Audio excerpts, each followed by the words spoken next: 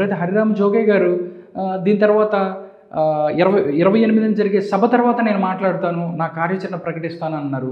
దాంతోపాటు ముద్రగడ పద్మనాభం ఎవరైతే ఉన్నారో ఆయన కూడా ఒక లేఖ రిలీజ్ చేశారు ఈ సభ తర్వాత. వాళ్ళు ఏం లేఖ రిలీజ్ చేశారు అంటే అనేది ఒకసారి చూద్దాము, చేసి క్లోజ్ చేద్దాం. ఒక్కసారి మనం హరిరామ జోగయ్య గారు ఎవరైతే ఉన్నారో ఆయన రాసిన లేఖను మనం ఒకసారి చూద్దాం. తాడేపల్లి గూడెంలో జరిగిన ఈ సభ తర్వాత హరిరామ జోగయ్య గారు రాసిన లెటర్ ఇది. మనం ఒకసారి చూస్తే Hariram Jogaiah ex member of parliament Lok Sabha Narsapur Andhra Pradesh, ex minister for the home government of Andhra Pradesh, president Kapu సంక్షేమ సేన. ఓకే, దానికి సంబంధించిన ప్రకటనలు మనం ఒకసారి చూస్తే తెలుగుదేశం జనసేన బాగుకోరి నేను ఇచ్చే సలహాలు అధినేతలు ఇద్దరికీ నచ్చినట్టు లేదు, వారి కర్మ, ఇక నేను చేయగలిగింది ఏం లేదు. సింపుల్గా 3 లైన్లు. తెలుగుదేశం జనసేన బాగుకోరి నేను ఇచ్చే సలహాలు అధినేతలు ఇద్దరికి నచ్చినట్లేదు, వారి కర్మ, ఇక నేను ఏం చేయగలిగేది లేదు అనేది ఆయన చెప్పారు. టోటల్గా ఆయన చాలా ఊహించుకున్నారు. అంటే మేబీ పవన్ కళ్యాణ్ ఇష్టపడే వ్యక్తిగా, లేకపోతే కాపు సంక్షేమ సేన సంబంధించిన వ్యక్తిగా 60 సీట్లు లేకపోతే 80 సీట్లు తీసుకుని ముఖ్యమంత్రి అవ్వాలి, పవర్ షేరింగ్ 2 years అడుగు, లేకపోతేను ఎక్కువ సీట్లు కోరు అని మేబీ ఆయనకు ఉండొచ్చు. బట్ గ్రౌండ్ రియాలిటీ ఏందో చూడాలి కదా. గ్రౌండ్ రియాలిటీలో పరిస్థితి ఎలా ఉంది పార్టీకి, దాంతోపాటు మీరు మనం ఎలా ముందుకెళ్ళగలుగుతాము, లేకపోతే బూత్ మేనేజ్మెంట్ మనం చేయగలమా, ఏదైతే అభిమానుల్ని ఓట్లలాగా కన్వర్ట్ చేసుకోగలమా, ఇవన్నీ పవన్ కళ్యాణ్ 2019 అవ్వచ్చు, దాంతోపాటు 2014లో కూడా ఇవన్నీ చూస్తూ వచ్చారు. బట్ దీనికి సంబంధించి బయట వ్యక్తులు ఎవరైతే నీ మంచి కోరుకుంటున్నానే నేపంతో ఇలా దాడి చేయడం అనేది అంతవరకు కరెక్ట్ కాదు.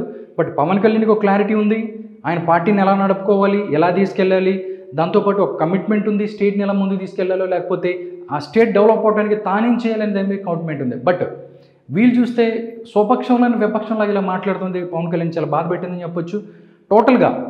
దీంతోపాటు ముద్రగడ కూడా మాట్లాడారు, ఆయన కూడా ఒక లెటర్ రాశారు, దాన్ని కూడా ఒకసారి చూద్దాం. ముద్రగడ పద్మనాభం గారు రాసిన లెటర్ కూడా మనం ఒకసారి చూద్దాం. 29వ తేదీన డేట్ ఉంది. Mudragada Padmanabham, Kirlampudi, Kakinada district, Andhra Pradesh. Cell number కూడా ఇచ్చారు. మిత్రులు గౌరవ పవన్ కళ్యాణ్ గారికి ముద్రగడ పద్మనాభం నమస్కారాలు. 2019 ఎన్నికల ముందు కవాతు సందర్భంగా కిర్లంపూడి వస్తానని కబురు పంపారు. అయోధ్య వెళ్ళి వచ్చిన తర్వాత కిర్లంపూడి వస్తానని మరోసారి కబురు పంపించారు. ఎటువంటి కోరికలు లేకుండా మీతో కలుస్తానని చెప్పడం జరిగింది. అన్ని వర్గాలకు న్యాయం జరగటం కోసం పార్టీని ముందుకు తీసుకెళ్లడానికి నా వంతు కృషి చేయాలని, ఎటువంటి ఫలితం ఆశించని సేవ చేయాలని, మీతో చేయించాలని అనుకున్నానండి. మన ఇద్దరి కలిగి జరగాలని యావత్ జాతి బలంగా కోరుకుందండి. వారి అందరి కోరిక మేరకు నా గతం, నా బాధలు, నా అవమానాలు, ఆశయాలు, కోరికలు అన్నీ మరచి మీతో ప్రయాణం చేయడానికి సిద్ధపడ్డానండి. రాష్ట్రంలో ఒక కొత్త రాజకీయ ఒరవడి తీసుకురావాలని చాలా బలంగా ప్రయత్నం చేద్దామని ఆశించాను. మీరు అదే ఆలోచనలో ఉన్నారని నమ్మానండి. దురదృష్టవశాత్తు నాకు మీరు అవకాశం ఇవ్వలేదు. గౌరవ చంద్రబాబు నాయుడు గారు జైల్లో ఉన్నప్పుడు మొత్తం టీడీపీ కేడర్ బయటికి రావడానికి భయపడి ఇంచుమించుగా ఇళ్ళకే పరిమితం అయిపోయారండి. అటువంటి కష్టకాలంలో తమరు జైలుకి వెళ్ళి వారికి భరోసా ఇవ్వటం అన్నది సామాన్య విషయం కాదు, చరిత్ర తిరగరాసినట్టుందండి. వారి పరపతి విపరీతంగా పెరగటానికి వారు ఎన్ని చెప్పినా మీరే కారణమని బల్లగొద్ది చెప్పగలనండి.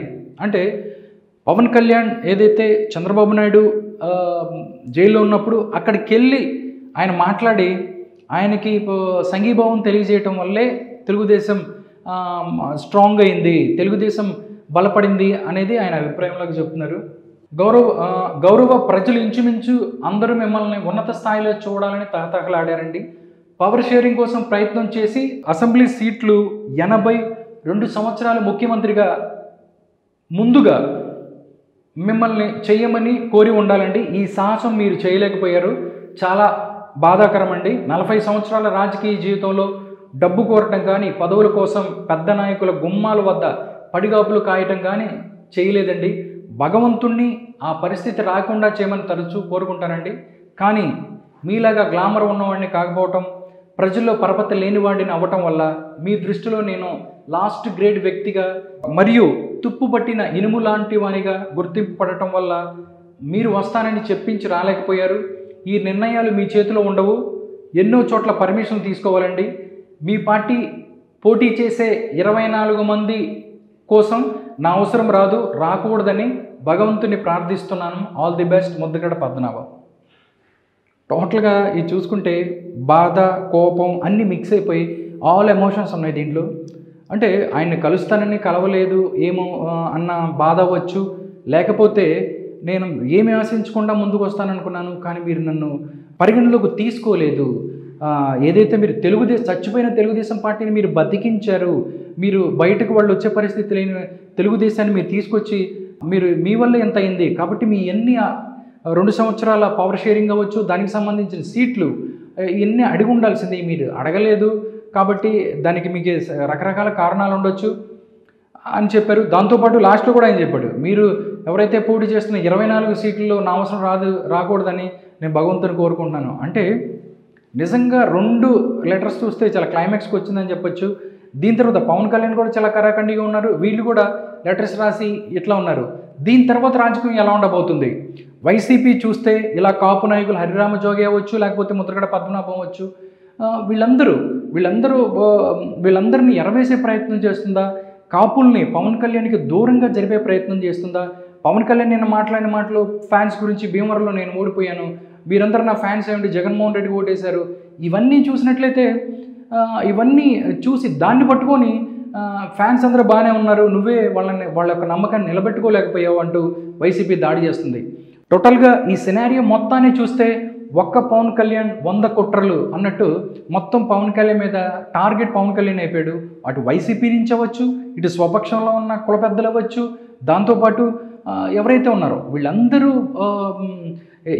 ఏం చేయబోతున్నారు? పవన్ కళ్యాణ్ని ఫ్యాన్స్ అవ్వచ్చు కాపులను దూరం చేయబోతున్నారా, లేకపోతే ఇంకా రానున్న టైంలో ఇంకా ఇప్పటికీ ఎన్నికల షెడ్యూల్ రాలేదు, షెడ్యూల్ తర్వాత ఎలా ఉంటుంది, ఇప్పుడే పరిస్థితి ఇలా ఉంటే ఆంధ్రప్రదేశ్లో రానున్న కాలంలో ఇంకా ఎన్ని కుట్రలు పవన్ కళ్యాణ్ మీద జరిగిపోతాయి? ఒకటి మాత్రం నిజం, ఒక పార్టీ అధ్యక్షుడిగా ఆయనకి కొన్ని అభిప్రాయాలు ఉంటాయి, దాన్ని గౌరవించాలి, లేకపోతే ఆయనకు కూడా ఒక అవగాహన ఉంటుంది కాబట్టి దాన్ని గౌరవించాల్సిన బాధ్యత ప్రతి ఒక్కరికి ఉంటుంది.